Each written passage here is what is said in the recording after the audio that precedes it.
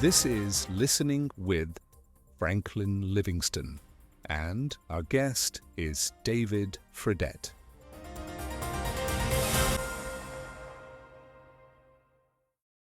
Today we have David Fredette, Yes. an author, a poet, a New Yorker, Right. a humanitarian, a thoughtful human being, a Christian, Right. a Catholic. Right. Such a committed man who would walk and come for this podcast in the coldest weather we ever had. Exactly. You've written a lot of books. Right. You still like to write, talk, Right. help people become better people, better human beings. Welcome. Thank you for having me here. So, talk to me about your books first. What do they represent, and why do you have Jesuit in some of them? The Jesuit.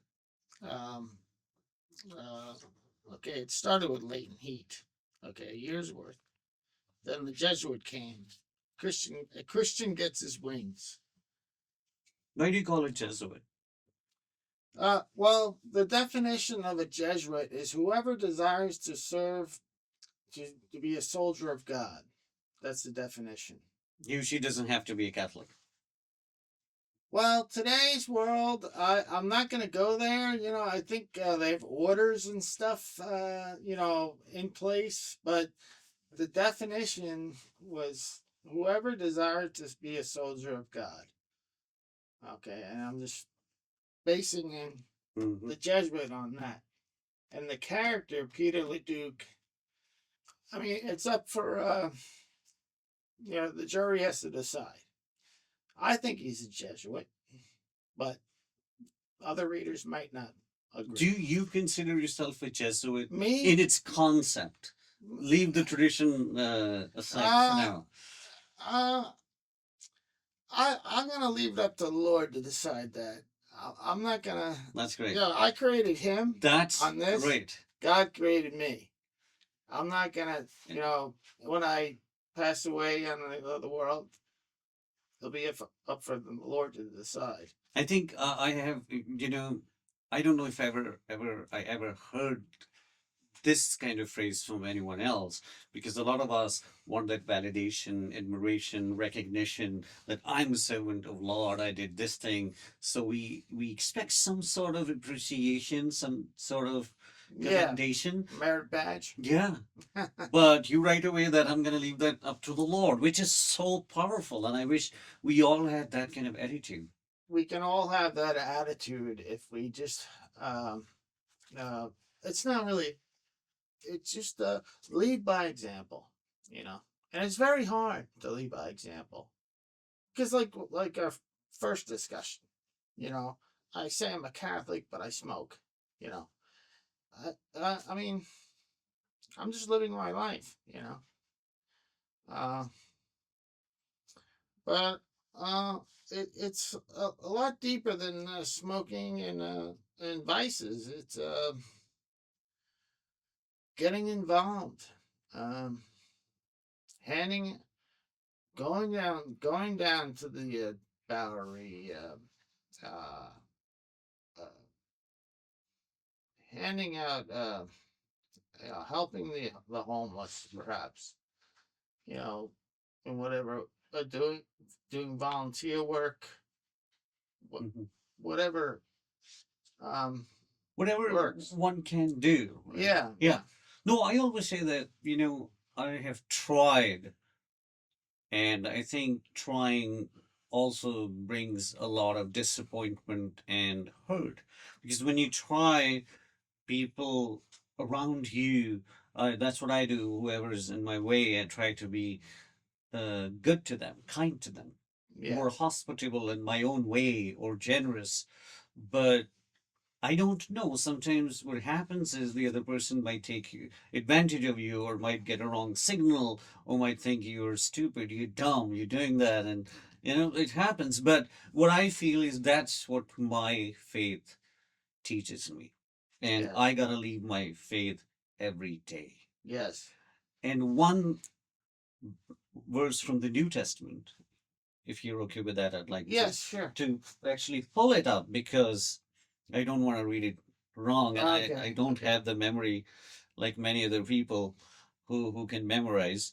So I don't have that. yes, I heard that earlier. So Jesus said once that when you give a banquet, invite the poor, the crippled, the lame, the blind, and you will be blessed. Although they cannot repay you, you will be repaid at the resurrection of the righteous. And there are other verses too, the similar kind, which says that do good to those who cannot repay you, which is extremely hard. Well, you know what scares the daylights out of me is Luke 16. If you read the whole, it's a rather large passage. But anyway, Luke 16. It's about that all that. But it's a scary thing because it was about a rich man who had an establishment, and there was a poor man living outside. He was homeless, and the rich man didn't do a thing for him, for all those years. And then it's a parable, but Jesus Christ parable. Um, Parable is a story by Jesus Christ. And at the end of days, the rich man died, Yeah. the poor man died. Yeah. Guess where they wound up? Yeah. Yeah. And the rich man is asking for a drop of water. Right? Yeah. Moisture on his finger. Yeah. So, yeah, the parables are to teach us and learn from it. Yeah. To come out of our shell or whatever we got in our head. Right. But it's not easy. No, it's not. I'm not saying it's easy to go down to the Bowery and help out the homeless.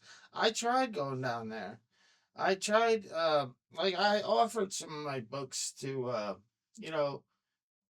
housing. All the royalties would be, or the proceeds from all the royalties would be used for the homeless. That was my pitch. Mm-hmm. I was trying to get them on board to distribute the books, but it's very difficult. Everybody has their own priorities. Yeah. So I try things. No, I think trying is the best because, sorry to interrupt, but I am learning, and every day I learn something new. And I think that I went through this discernment process, which I didn't initiate in the past few months, that unless it's God's will, some things are difficult to occur. And you can try and then leave it up to the Lord. Right. Otherwise, and I see some of our evangelical brothers and sisters in particular who love to evangelize struggling because then they get disappointed or they really get worked up that why is somebody not being changed or converted or saved, because I think they like to take the control of that person. Right. And we shouldn't forget that God is in control. Right. And let God do God's work and we should do our work. Yeah, I found I have a friend who's an alcoholic, and I tried helping him, but he doesn't reciprocate. He doesn't like it. It's not how I talked to a mutual friend of ours, both of him and myself, and he says he's an alcoholic. He's just gonna have to reach his bottom. They gotta reach their bottom and realize it, and want to come out. If they want to stop being alcoholic, they gotta want to stop being alcoholic. There's no I can't. No, sometimes you can't do anything because I think look, if we take Jesus' example, Judas probably heard all Jesus' sermons and teachings and saw miracles and everything. Right. But did it help him? It still turned him in. So that's why I think that we should do our job and that's it. Yeah, that's it. Or we can try. Exactly. So what about the next book?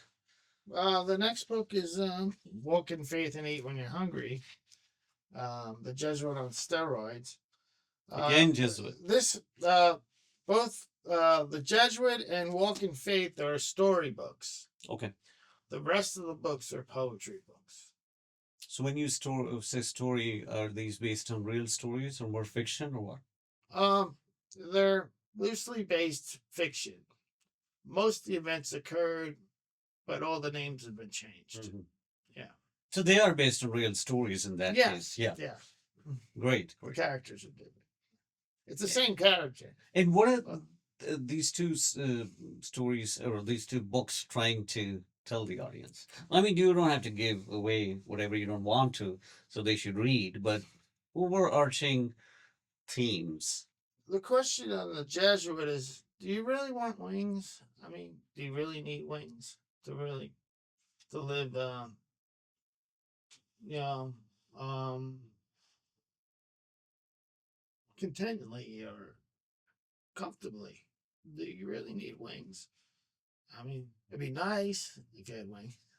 Mm-hmm. But it's not about getting wings to me, as the author. It's just and the metaphor wings. Mm. It's a metaphor. It's not. Sure. Yeah. Yeah. I understand. Yeah. And then Walk in Faith. I would have to say, when you talk about wings, you talk about what do you call it? Salvation. Mhm. Salvation. And when you have faith, you'll acquire salvation. That's why. Mhm. That's the story. Great. So, in other words, do you really need salvation? We do need salvation to get in the kingdom of heaven. Yeah. Right, but these books, these stories question Yeah. all those who either have it or not. That do you really need it? It's just like the same thing I talked about. I don't know. I won't know I have salvation until I see the Lord. Mm-hmm. The Jesuit, salvation, true faith. I don't know these things until I see the Lord again. Oh, I don't know if I saw him or not. I don't know. I don't remember. I was a little cell. Right. Yeah. So the next book. The next book is all cartoons, not chess in a relationship. That again, that's a poetry book, and it's co-authored with a friend of mine, Paula. We collaborated on the book. Does the poetry talk about something specific? Romanticism? It's the same as like all my poetry books. It's the complexity or the mundaneness. Some are complex or mundane.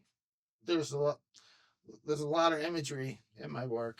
A lot of imagery. And is it still adventurous? Because your concept of romance or romance word I early on used, romanticism is adventure. Yeah. Being adventurous. Yes.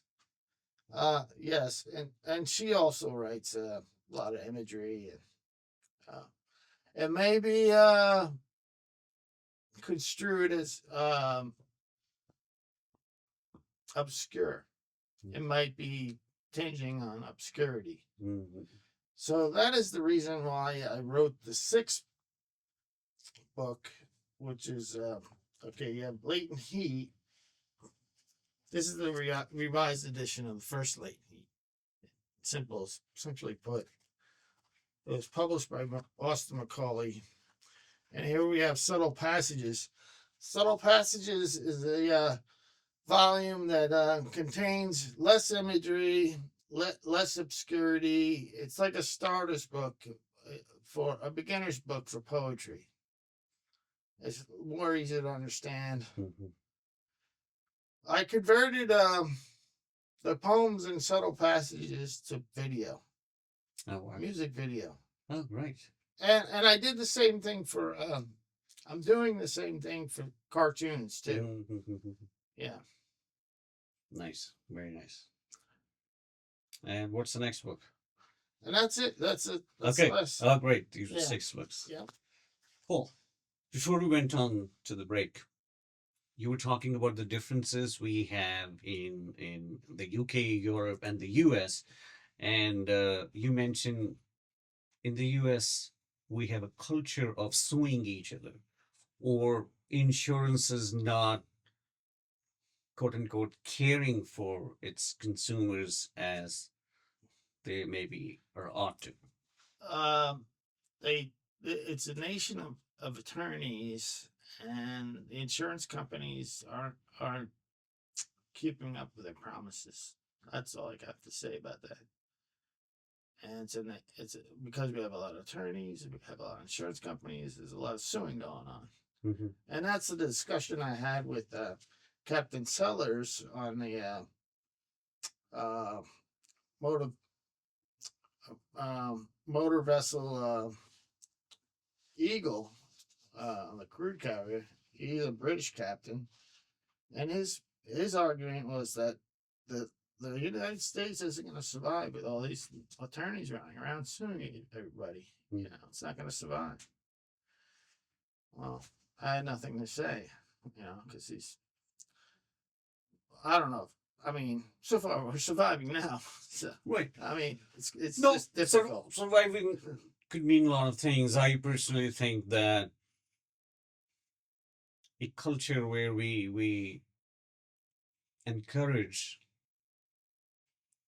taking out of the other person, Yeah. the greed. Like, I don't know your experience, but I've gotten to know people who love to find an opportunity so they can have some extra money, and in that case they don't mind violating, I'm using a very formal term here, uh, the moral or ethical standards set by a civilized community or a nation. Then it just becomes the race of the greed that you sue ABC, get money out of them, and then you might get sued by XYZ, they get money out of you. I know. So it's a constant battle. But why do we get to that point where, first of all, I'm going to talk from the faith-based perspective. I have a friend. He is in South Korea. He's from there, and he once opened up and he said his parents, like his father, who even went to seminary and was a minister and very active and all that, was so hurt by someone who sued his father. And the hurt also came because this family wasn't expecting the other family to sue, because these both families were believers, quote unquote Christians. Oh. And his argument was that if the other party is Christian, why did not they talk to us? Why did not? And they don't think that they were wrong. It was a battle over some sort of, I think, property or something. So when you praise the Lord and when you sing hymns at church and do all good things, but then there's a greed of taking over somebody's stuff, or not even leaving an opportunity if you can get something. So what kind of Christian are you? Where's that forgiveness? Where's this letting go? Where's that all that scripture that talks about Jesus says if somebody asks something of you, just give it and don't expect it to come back to you. Like, this is my way of paraphrasing. Or community, when there's a particular parable you might remember, I don't remember the exact passage, but it's about a guy who owned his boss or someone senior somebody, and when he goes there, the senior one forgives him. But the same guy, when he walks out of the office and he finds a junior who owed this middle guy some money. So he says, "Hey, where's my money?" And he says, "Oh, I can't pay you. Please forgive me. I'll pay you later," and all that. He said, "No, no, no." And he gets him arrested. Now, the senior guy, when he learns this happened, he wasn't happy. So he gets this middle guy arrested too. Wow. That if I forgave you, Yeah. weren't you supposed to forgive your junior? Well, I Because- see. Right? Yeah. Because it's not about that you needed that money. It's like sometimes we get stuck between need and want. Right. I want that. And all of us want things that we can afford. So then we find different routes. And I think that in a lot of people's minds, then the idea of good and bad, it just gets mixed up. Because then you think it's my right because my attorney told me, or the law says it. Okay, all great stuff. But as a believer, when you say, because we have been talking Christianity more than other things, Yeah. then maybe you are a little bit different. You should be. Right. Does same go for the head of these insurance companies or decision makers? It's just something put in place. It's the laws that are written in this country. Um, it evolves because of what is written in the Constitution. You know, it's all because um, first we have the Constitution, then we have all the laws that come after that. You know, that's it's just the nature of the beast. Right. You know. But at individual level, when you have power to be kind, Yeah. or you have a privilege to share that privilege, so say it's a resource with other people. Like you mentioned that you talked about the royalties going toward a homeless project, Right. because that's in your power.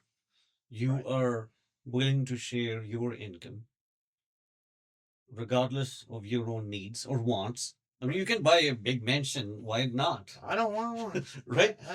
I just lock up my apartment and Yeah. go traveling. Exactly. I got all the possessions I want. Right. Yeah. You know. So that's the thing we're trying to understand, that if I could live a life that glorifies my Lord, because my Lord loves all those who are underprivileged. Yeah. Because see, it gets tied to your belief system or faith.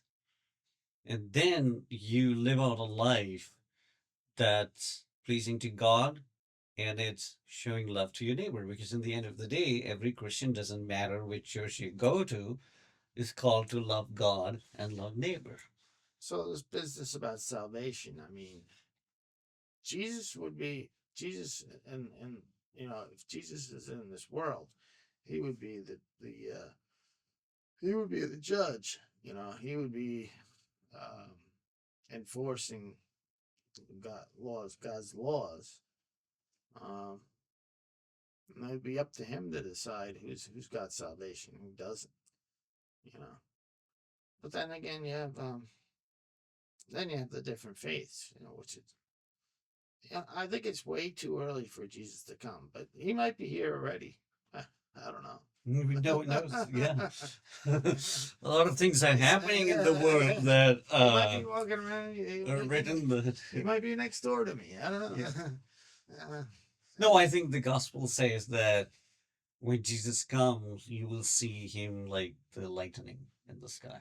oh well, it also says it'll come like a thief. Like a thief, Right, yeah. right.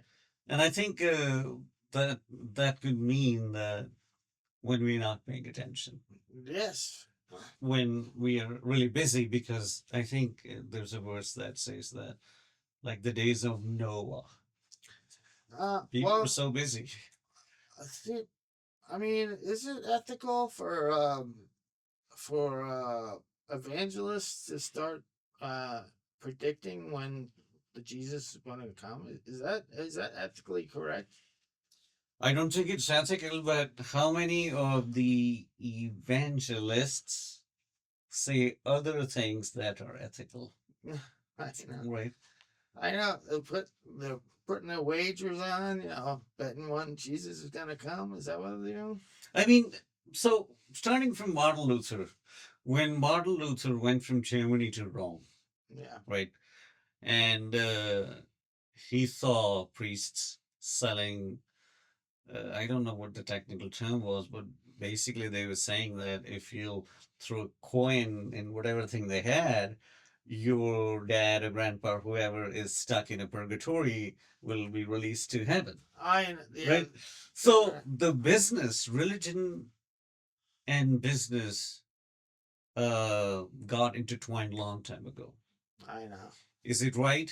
Is it ethical? No. No, it's Did not it ethical. happen? Yes. Yes, it Does did. it happen today? Yes. Yes, it still does. And which is an unfortunate reality. That's why I think that It's just like the guy who built he made the replica of the Ark. You know, well, I didn't know what he did with it. there's a guy. I'm not mentioning any names. Remember, I'm not mentioning Sure, names. yeah, I don't even know the guy. I didn't even know this happened. Somebody made the replica of the Ark, and now I think he charges for people to come in. Just to and, experience. and I know someone got a stack of playing cards from the place.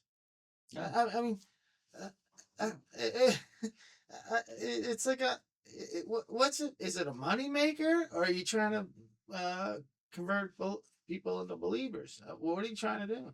I don't know what he wrote as his vision statement and what he actually believes should happen. But in a lot of churches, it has become more like like the other day we were talking about the pastors putting up a show. Yeah. Some of the traditional churches, I've seen this, and you might know some of the churches. I don't want to mention names, but you go to the service. After that, if there's coffee or some sort of gathering, you say hello to a couple of people, and they'll say, "Oh my God, I love the service." And is it your first time? I've been here for the past 40 years. I love their choir. I just love the music. And then they would say, I just come to listen to good music. Yeah. Now, when we go back and we study the start, the beginning of Christianity, Yeah. was it like that? No. When did music took over? And I was an intern at a religious center in one of the leading universities in the US, and their focus was the music. And it wasn't on anything else. And they did not care. This was very interesting about the moral formation of their students. And I understand it's a little difficult, but is it impossible? No. No. And the same thing, a lot of parents would say, no, no, we're going to leave our kids to do whatever they want to do, whatever they want to believe in. I personally have a problem with that because if you could teach your kids about basic hygiene, Right. and I don't know how you do that, whether you're strict or not, but you do it. Kids learn how to brush teeth, shower, clean themselves up, Make their bed. make the bed. Why can't they learn the basic principles of the faith, which helps both these parties, parents and children? Because if they are following the faith, they become better human beings. Right. They will know how to respect the parents. Parents will know how to treat the children well. There's a mutual respect. There's love. There's sense of responsibility and accountability. Right. And those people, the younger people, will become better adults and then better members of our communities. But I don't know why there's some sort of hesitation when it comes to kids' moral formation, especially among faith based people. Not all of them, the ones that consider themselves a bit moderate or progressive. I think I've seen more among them than the ones that are fundamentalist. I'm single. I have no children, so I can't comment about that. I mean, I can't say whether somebody's raising a child right or wrong. I know nothing about it. Mhm. But it doesn't mean you don't observe. You don't have an I opinion. observe. Yeah. And I was surprised when you used this terminology for your teacher. You said she was very proper, and I could tell she was from a high class. So you, when you were very young, you observed a lot of things about your teacher. You were in fifth grade, Yeah. right? So the same thing when you see, uh, like, we go to a restaurant or a fast food place, we order food, we observe people. Yeah. Are they well mannered? Are they not? Are they pushing me? Are they not? Same thing when we ride the subway. But if we take a step back and think what might be the cause of their behavior, if especially if it's a negative behavior where it went wrong, right? So I understand. I mean, I don't have kids, Yeah. but it doesn't mean I don't observe or I don't wish that people could raise a better generation. Uh, People could focus on their kids' formation the same way they would focus on their making their beds I, or doing their laundry, right? Or paying rent when they become a little bit older. taking responsibility. I mean, it's tough. It's tough raising children. I mean, it's always been tough raising children. Mhm. From what I understand, what I observed from my parents and my siblings, who all have kids except me. Um, they go through a lot of hardship. I would all I can be is a great uncle. Sure, yeah. See, I mean, exactly. If you're a great uncle, then definitely you hold on to or you practice some good habits, Yes, right? right. And then values. Otherwise, you won't be allowed to hang out at the same dinner table. Yeah, And vice versa. You'd expect the kids to treat you respectfully, or right. I don't know what your expectation is, but there's a mutual thing goes on whenever there's a relationship or any connection, whether it's social, whether it's domestic or relative or friend. Otherwise, it doesn't work. Like you mentioned, the guy who is an alcoholic, your friend. Right. If he's not gonna listen, then it's a done relationship. He's gotta find his bottom. Yeah. Yeah. I can't teach him anything.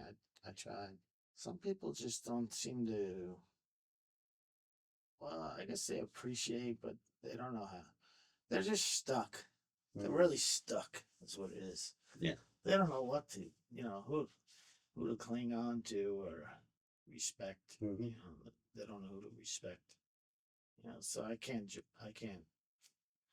I have had those kind of friends, Yeah. and that's why I wonder if these people were well educated when they were kids. Education doesn't mean like going to elementary school.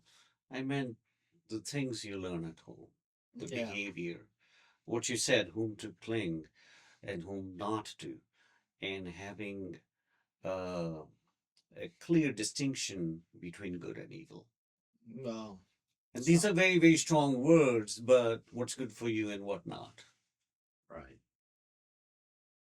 And when you get older, a lot of people actually, apart from being an alcoholic, they would have certain habits and they would fall in that trap again and again and again. That cycle, breaking that cycle is very difficult for them. And when you live in individualistic culture, then people are not used to going more than they think they should, and they can do thus much. Right. And then you seek therapy, and sometimes it works. For some people, it does not work. But you don't have anyone 24/7. You can have weekly, once a month coffee. You can join groups. Right. But in the end of the day, you're on your own. You have to make an effort. Yes. No doubt.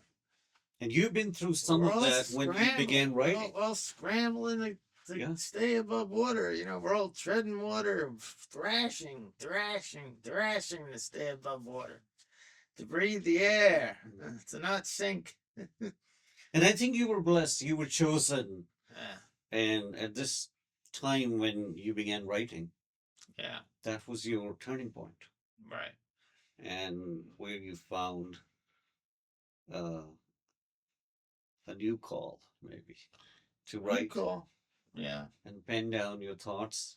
And then recite Yeah, 175 pounds. yeah. You'll get there. You're 33. I Right now only you have can do. 33. Yeah, I only have you'll get 33. there. Keep working hard. I mean, I'm impressed. I can't do 33 either. So, no, I can't do 33 at all. So, you did 33 and going on to 175. Yeah. I don't know when I'm gonna hit it. Might be the day before I die. Only the good Lord knows that. Right. Our job is to keep pushing, keep trying, Yes. and being faithful. Yes. Yeah. Anything else about your achievements, your Um, adventures? I got the. I have a lot of this poetry is converted into music, Hmm. and it's being uploaded into videos on YouTube. The channel is voice verse to voice, no spaces. Verse to voice. Burst voice. Verse VERSETO voice VOICE. No space. Mhm. Verse to voice. And you'll see videos. Cool. That's Yeah. great. And you reading, you reciting? I've been practicing in my kitchen. Okay, so you haven't gotten to the YouTube yet? Oh no, no. I don't. I used to upload videos of my when I did open mics. I would Oh, yeah, film you them. did open I would upload them to YouTube. Yeah, yeah. That hasn't been for 2 years. I haven't done it. But getting back in the circuit, the open mic circuit, yeah, I'm gonna. Well, I'm waiting for the weather to get warmer. Mm-hmm. I don't want to walk around Manhattan in the cold. Remember, we talked about uh, your time at the assisted living.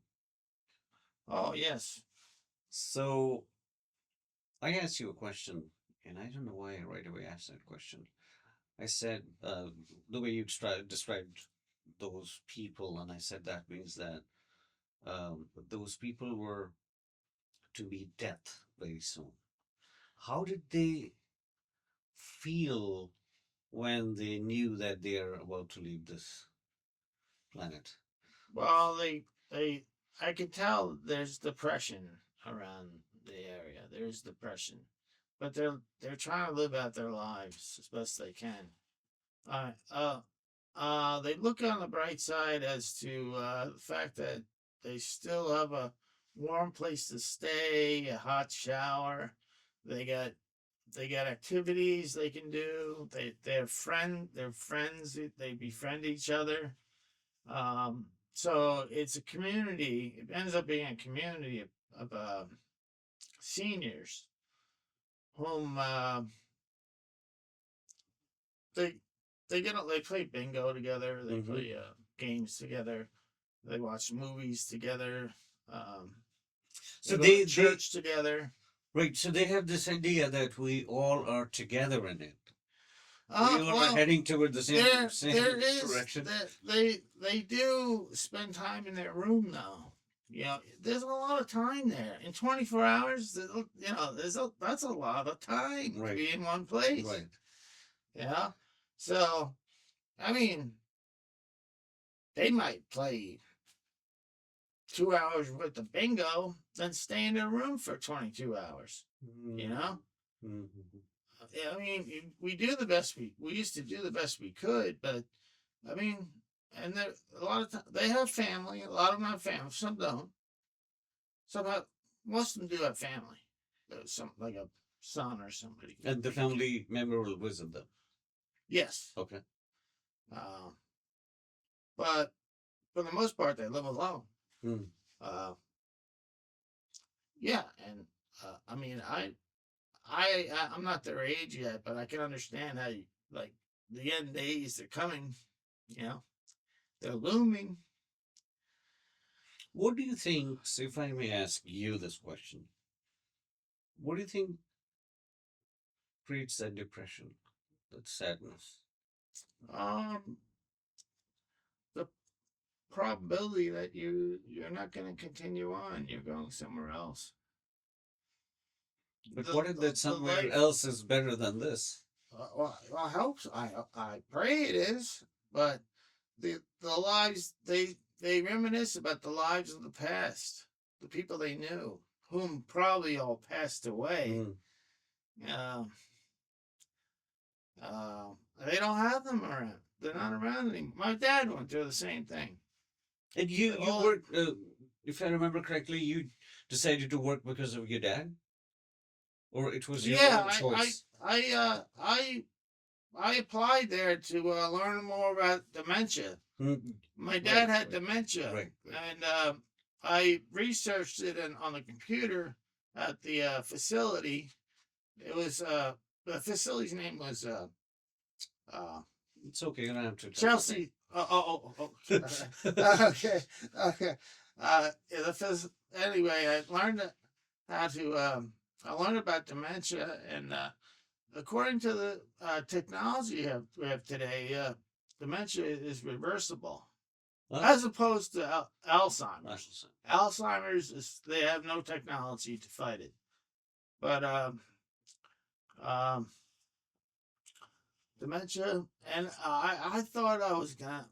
My dad was doing well at like 2 months into the job working there at the job site.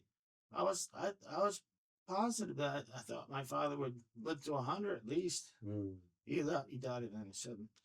COVID got him, Mm. and then he got COVID and he went downhill. His health went downhill. Um, yep. Sorry to hear about that. Thank you. If someone has a strong faith that I'm gonna be at a better place, do you think? And I know it's sort of hypothetical. You can't get people in people's head, but because you were closer to these people making that transition or getting ready to make that transition, if somebody has a stronger faith that I'm gonna be at a better place Yeah. because I'm going to my Lord or I'm going to heaven, do Right. you think that makes the transition smoother, easier, and less depressing? Um, I think that's fictitious to believe that. Okay. I don't. I don't think there's one person on earth who actually believes 100% that they're going to be crossing over to the promised land. I think everybody there's always a little bit of doubt. Um, I I could be wrong, but we don't know. Because it's Nobody knows. unseen territory. Yeah, It's I have talked no about, but idea. we haven't seen it. So, Yeah, yeah, uh, so definitely there's some sort of, it adds anxiety, it right? does. Well, And then, of so course, does depression. crossing the road. Yeah, right. Crossing the road. Yeah. So if, Especially out here. yeah, right. One thing which I used to think that really younger folks, really young, not like teenage, but a bit older, when they make choices, when they connect with other people in this sociological realm or work business, do they ever think how their lives will be when they get older? And if they think, will their current day life be different? um, well, I know me myself, I know there's gonna be I understand that it doesn't get easier as far as your health goes. Mm. I understand that. My own personal view. Um, so I would imagine there's a lot of other people out there who feel the same way. There's uncertainty. You know, there's people who are in need. Mm. I tried to get the royalties for my books. I thought I could. I'm not a good marketer. I don't know a lot about marketing, Mm. but I make cards up. You know, all the royalties will go to the homeless Mm. after taxes. Um, and I distribute them. I put them online. That was the motto. Mm. No one seemed to come around. I mean, I'm not saying the book sales were flat. Be honest with you. Mm. I'm always honest with you. No, thank you.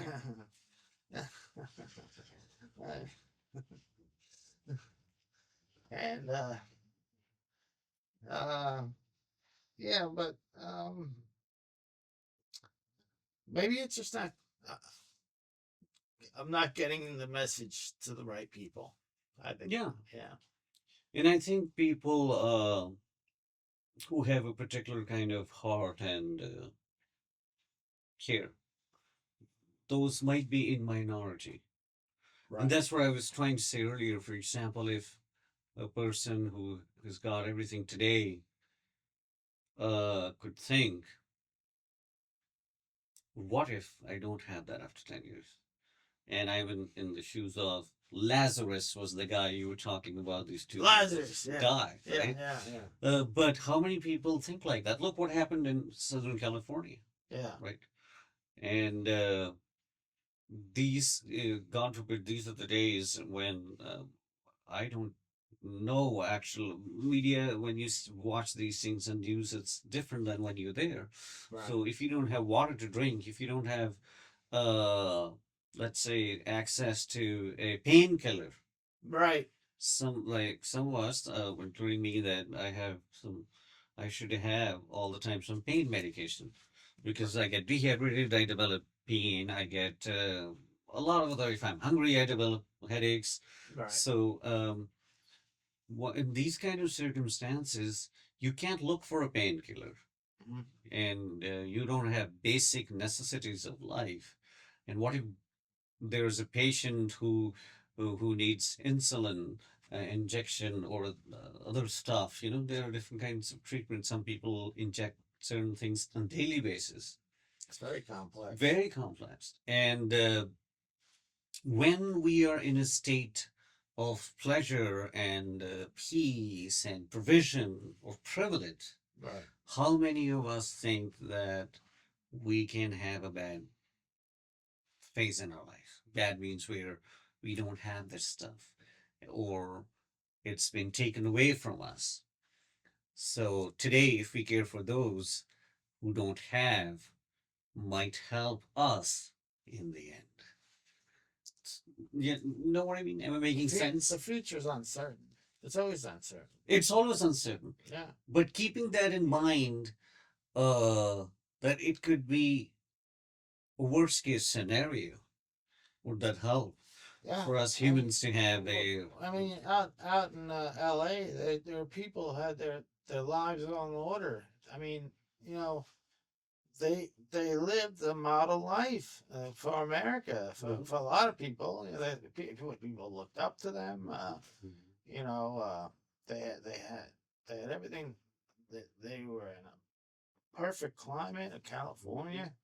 Uh, they had good friends and um, they had very expensive homes and Extremely expensive. yeah. Um, Expensive restaurants, fancy so pipe. I mean, not to be well, it's that old cliche. I don't mean to bring. I don't mean to be drab, but it's just that old cliche. Tomorrow is promised to no one. Mhm. You know, and it goes for me too. You Mhm. know, Mhm. and all I can do is pray for those people out there. Um, that they get aid. But I mean, it's the same in North Carolina. They got flooded. You Mhm. know, they had beautiful homes, Mhm. sure, nice community. I think for me, the learning thing, one of the things I learned, and I always learn through natural calamities, is no matter what you do, you can have all the resources in the world. What a time could come that all those things are just not good anymore. Like we saw that with COVID, Yeah, and COVID attacked rich and poor similarly. right. And it didn't Exactly. mean you were in a multi-million-dollar apartment in Didn't Manhattan, or didn't care about your bank account. yeah, and then the only thing you can look up to is God. Otherwise, it's all depression and darkness around you. Yeah. So it's a privilege to be able to pray and seek divine help and strength and encouragement. And I think that I have been more mindful of that after these recent events in the world, starting from COVID, I think. Yeah, COVID brought a lot of people down. Brought the world down. Mm-hmm. It's amazing how that. Because I think I read somewhere that this was the since the uh, airplanes, since they came into being. Do they say came into being? And since they got invented, Yeah. this was the very first time there was not a single plane in the sky in the early during the early days of COVID, and the world was so different, and everything was locked up. We called it locked down, but maybe animals were. This was the first time, so we said that the animals were uh, free, and the humans were locked up. Like usually, you lock up animals in a zoo or Well, somewhere. yeah, well, I've been locked up myself before, so. Yeah, but see that phase in your life, which was a dark phase, Yeah. but the dark phase brought such abundance of fruit in your life, right? Which can help a lot of people, Right. and which is very interesting. And when we see the Old Testament narratives of Daniel and Joseph, people who were Right. locked up, Right. uh, With the lions. yeah, Daniel, yeah, Mhm. and they went through difficult times in their lives, and later on, God blessed them, and they became a blessing to the world. Right. So that's you. uh, I humbly, I'm just a human. Yes, they were too. Just a human being. Yeah. God chooses humans, and God, I think this is my understanding, He doesn't choose perfect, right? And He likes our imperfections, so He could glorify His name. And our imperfections make us more relatable to the other human beings. Right. And I love this idea of incarnation because God becoming human. And then we just celebrated Christmas and the Advent, the birth, God's birth through a human in the manger. Right. So, such a humble imagery. I know you like imagery Right. in your poetry. So, we can learn a lot from that. We can learn a lot. Absolutely.